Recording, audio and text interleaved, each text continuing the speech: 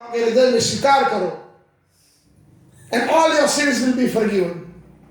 अब ऐसा प्रचार जोर करने वाले जो तामसिक प्रचार कहते हैं उसको आते जाते कुछ नास्तिक भी होते तो फिर गाली गलौज करते, तुम्हारा जीसस क्राइस्ट तो ऐसा वैसा और तू भी ऐसा।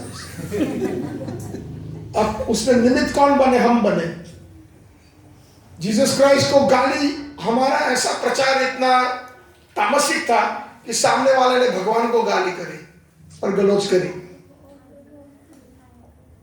तो जेई भजे कृष्ण सही बड़ो चतुर। कृष्ण को भजने वाले बड़े चतुर होते हैं, इंटेलिजेंस यूज करो। ये कोई हमारा कोई कॉर्पोरेट दिमाग नहीं लगाना है कि हमें इतनी गीताएं बेचनी है, हमें इतने भक्त बनाने हैं, हमें इतना ये करना है। नहीं भैया, हम कौन होते भक्त बनाने वाले? हम कौन होते गीता वितरण? गीता वितरण तो आज भी प्रभुपाद जी कर रहे हैं। हमारे आप में क्या योग्यता है गीता वितरण करना?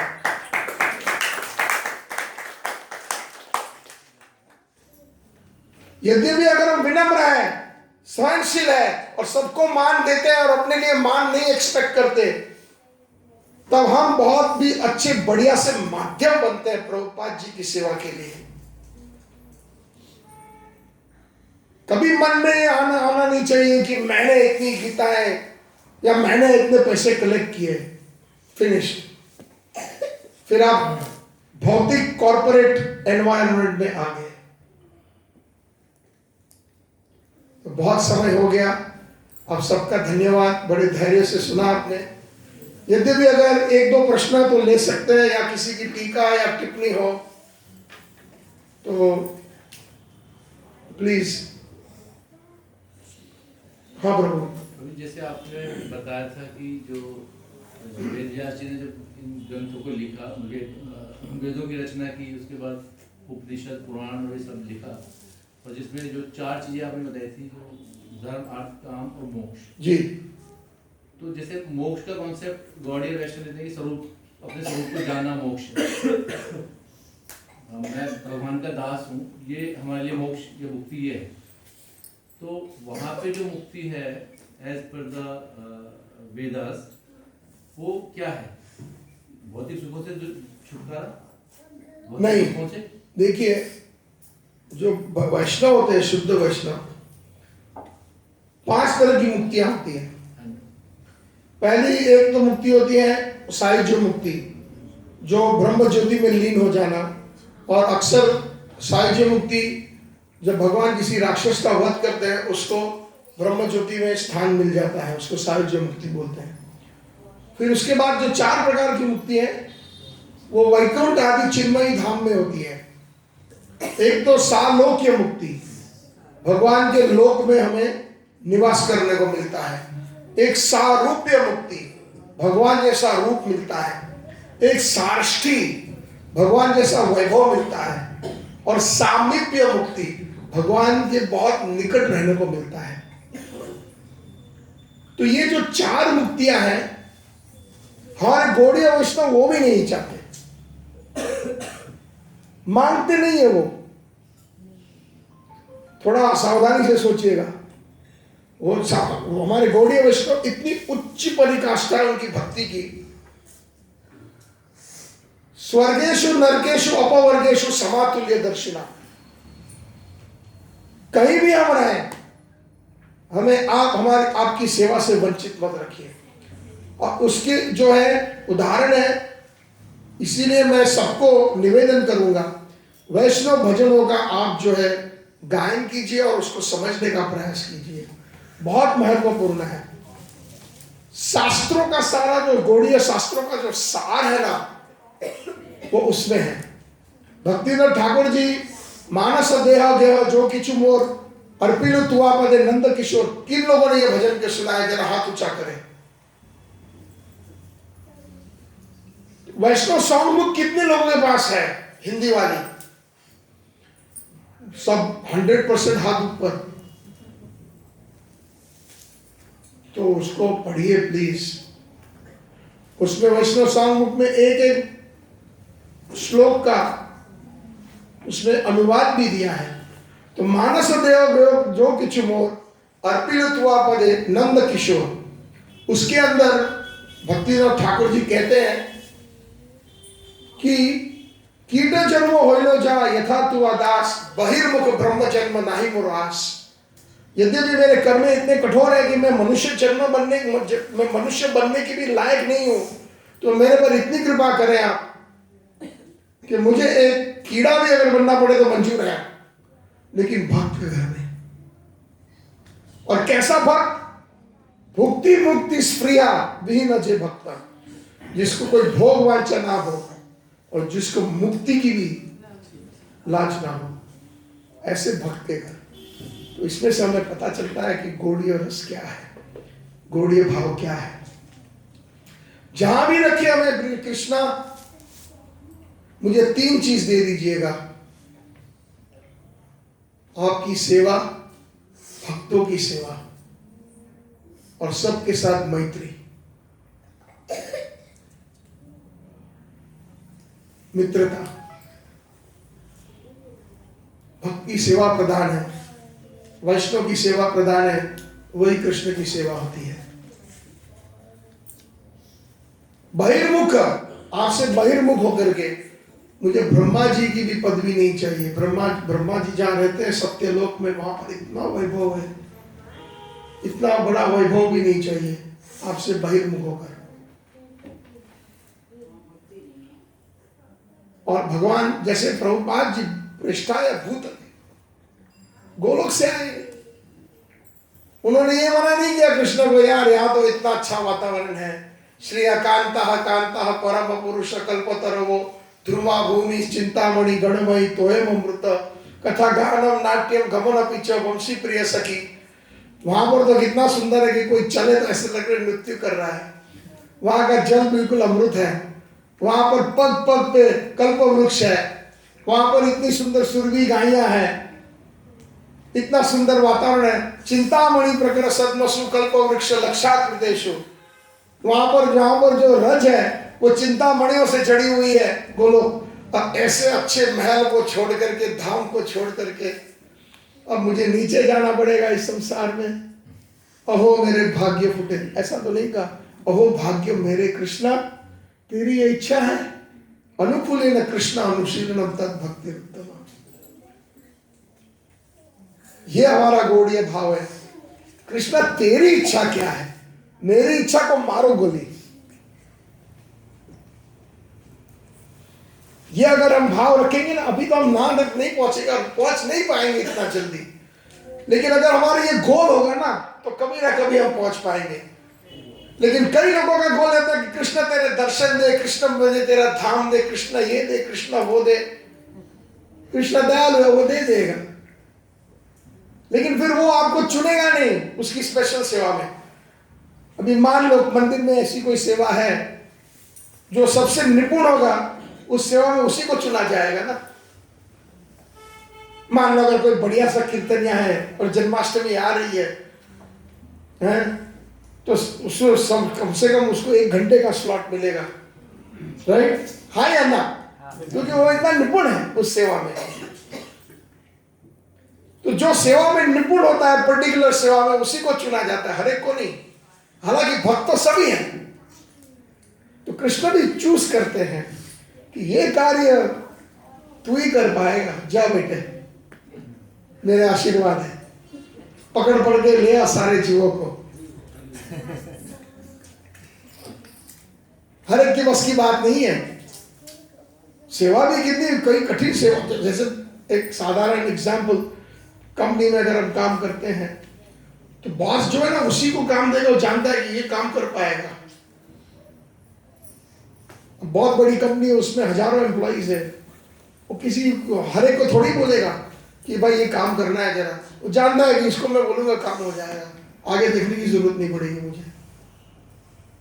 और यद्यपि हमें उस टीम में रहना है और उस टीम में हमें अगर प्रवेश चाहिए तो ये भाव रखना पड़ेगा, कृष्णा तू क्या चाहता है, मेरी इच्छा को मान बोली। अनुकूलेन कृष्ण अनुशीलनम तद भक्ति उत्तम। तो मुक्ति हमारे लिए इतना मायना नहीं है, मिले तो ठीक है, नहीं मिले तो। और मुक्ति मिलने के बाद भी कृष्ण बोले आजा, यहाँ पर वापस प्रभुपाद जी की सहायता कर, दिल्ली की सड़कों में जाके सिग्नल लाइट पे बुक्स डिस्ट्रीब्यूट कर, हरि बोल करते हैं हम। ये भाव है। यस प्रभु।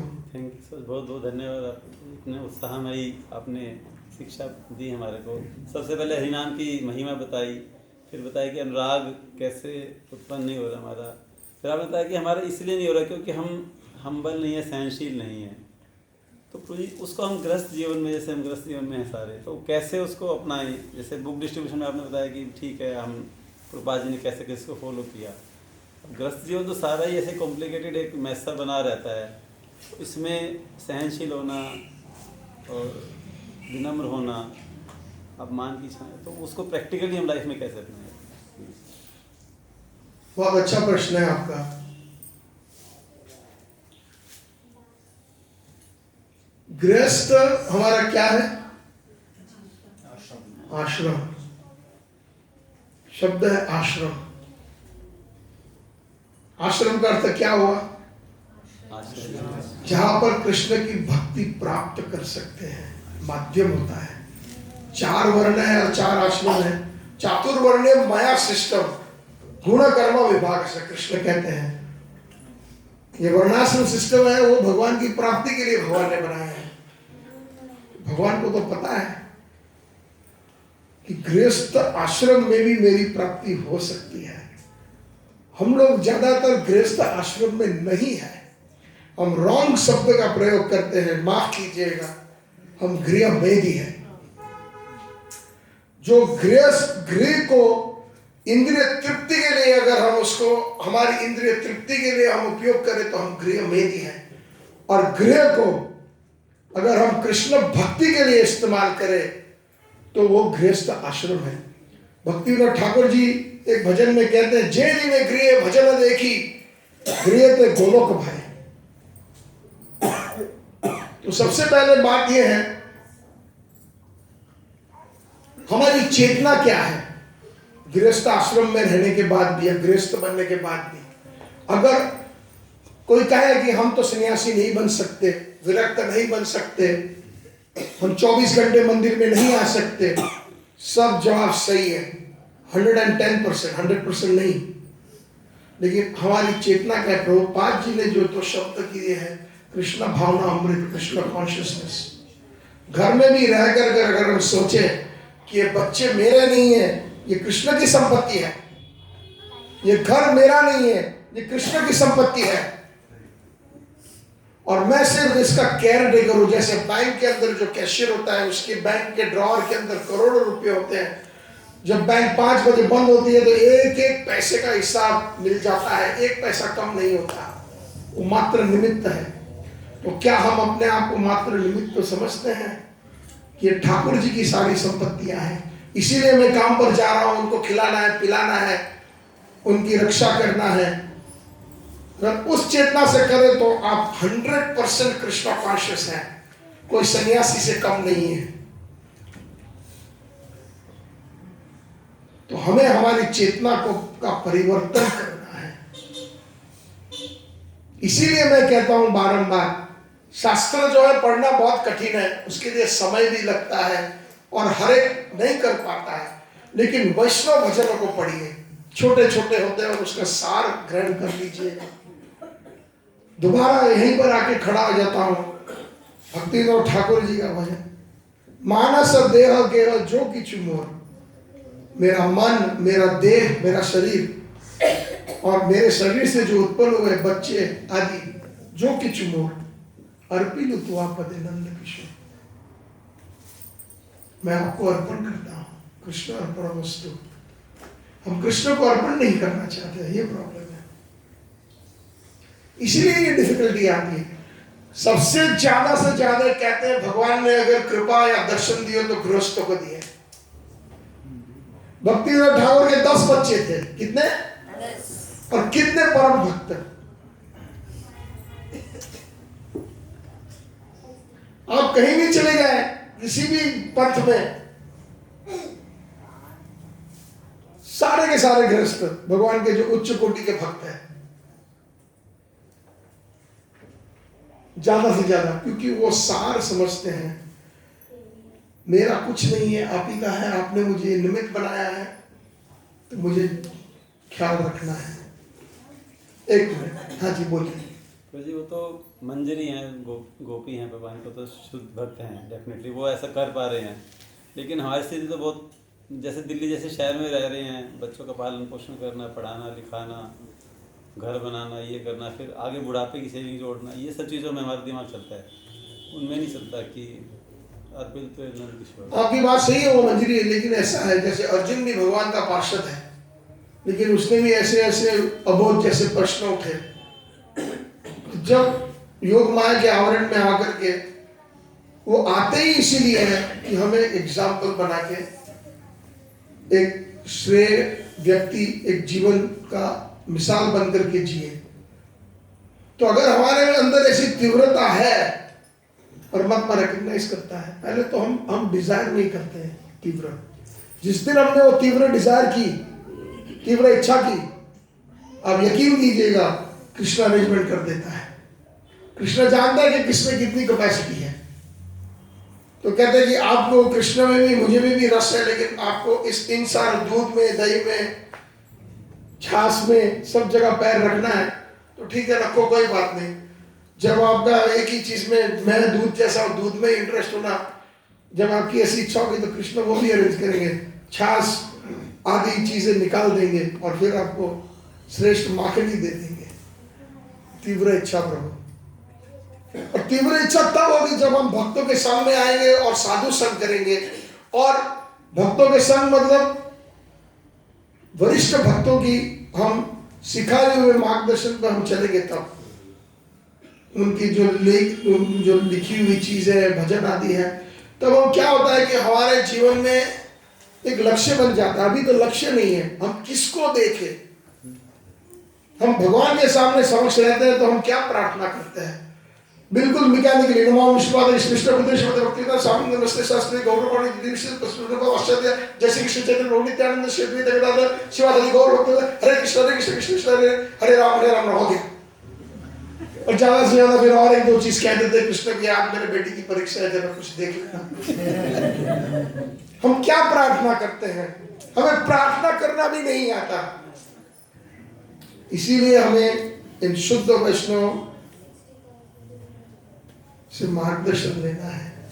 जैसे बच्चे हमें देख करके हमारे अनुकरण करते हैं, तो जब हम प्रभुपाद जी के समक्ष खड़े रहते हैं, उनको दंडवत करते हैं, तो हम क्या प्रार्थना करते हैं, नमो विष्णुपादाय बोल के मैकेनिकली तोते की तरह। और कुछ हम बोलते हैं? कितने भजन है जो वैष्णव आचार्यों के गुणगान गाता है, ओहे वैष्णव ठाकुर दया रसागुर, ऐसे ऐसे भजन का उच्चारण करें, तो आपको क्या लगता है कृष्ण परमात्मा के रूप में बैठे हैं, वो हमें मदद नहीं करेगा?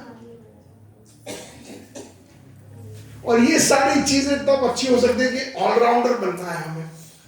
अच्छे अगर हम 16 राउंड मिनिमम जाप करें, भक्तों में प्रीति रखें, शास्त्रों में प्रीति रखें, तो ये सब उसके लिए आसान हो जाता है बहुत कठिन। आप जो कह रहे हैं मैं 100% समझ रहा हूं। आप मत समझिए कि मैं भी उससे मैं विरक्त हूं। आसक्तियां तो हम सब में है, लेकिन कम से कम जब हमें पता है, जैसे कि कोई बच्चा स्कूल में होता है तो उसको पहले से कहते डैडी मैं बनूंगा डॉक्टर, बचपन से ही वो गाते आता है, तो उसके मन में ये बैठ जाता है मुझे डॉक्टर बनना है। तो उस हिसाब से क्या है, वो स्टडीज भी सीरियसली करता है। कभी नहीं करता तो डैडी मम्मी यार तुझे डॉक्टर बनना है ना, तो ठीक से पढ़ाई कर। हाँ डैडी हाँ बराबर। तो ऐसे लक्ष्य जब हमें पता होता है ना, तब उसकी तरफ बढ़ सकते। लेकिन हमारा क्या, अभी लक्ष्य भी कंफ्यूज है। हमारा लक्ष्य क्या है? अगर परमात्मा हमारे हृदय में, और कहीं जाने की जरूरत नहीं, वो जानते हैं कितना हम ले सकते हैं, कितना नहीं ले सकते। तो first Dzire, and you can only desire properly. आप उसी समय उस वक्त आप अच्छी, आपके मन के अंदर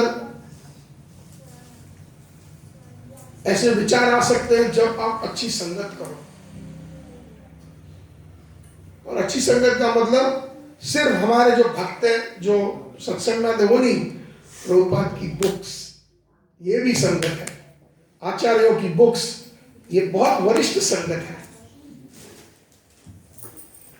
वाणी और वपु, वपु मतलब फिजिकल प्रेजेंस, साक्षात हमारे समक्ष जब होता है व्यक्ति, लेकिन वाणी प्रभुपाद जी की नित्य, प्रभुपाद ने कहा it is more important to serve वाणी देन वपु। मेरी आप सेवा करो ठीक है, लेकिन जब आप मेरी वाणी की सेवा करोगे वो ज्यादा बेटर है। तो ये समस्या आपके अकेले में नहीं है प्रभु जी, सब लोगों में है। लेकिन जैसे ही हमारी इच्छाएं मैच्योर होंगी, हमारे में जो मैच्योरिटी आएगी इच्छाओं में, तो वो कृष्ण वो संपन्न कर देते हैं प्रभु जी, उसकी तरफ कम से कम ले जाते हैं। और आपको पता चलेगा, किसी और का कोई था, ये किसी ने हाथ ऊंचा किया था। ठीक है, अभी समय हो गया है। आप सबका बहुत धन्यवाद, और अगर मेरी कोई गलतियां हो तो क्षमा कर देना। प्रभुपाद की, प्रभुपाद जी के ग्रंथों की, भगवत गीता मैराथन की, गौर प्रेमानंदे, सच्चिदानंद प्रभु की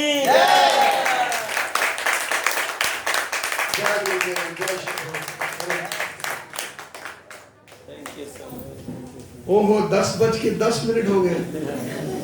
हरि बोल।